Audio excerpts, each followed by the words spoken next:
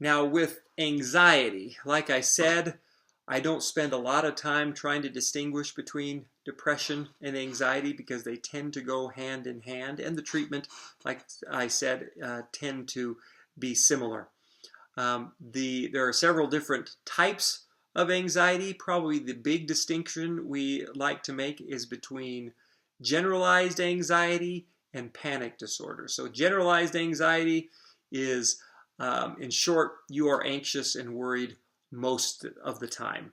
More days than not, you're anxious about something and it interferes with your life.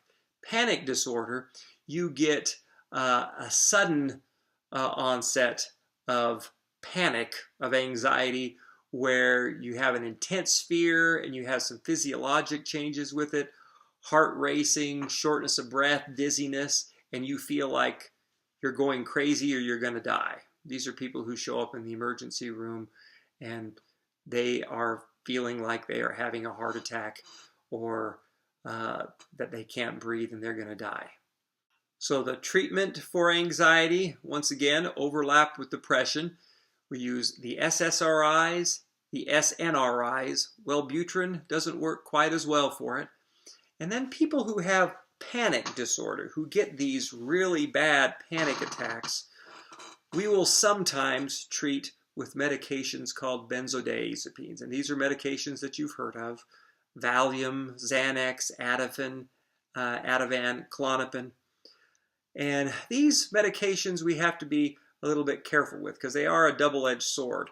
If they will treat these sudden anxious feelings, but at the same time, if you use them too often, it can make you more prone to anxiety.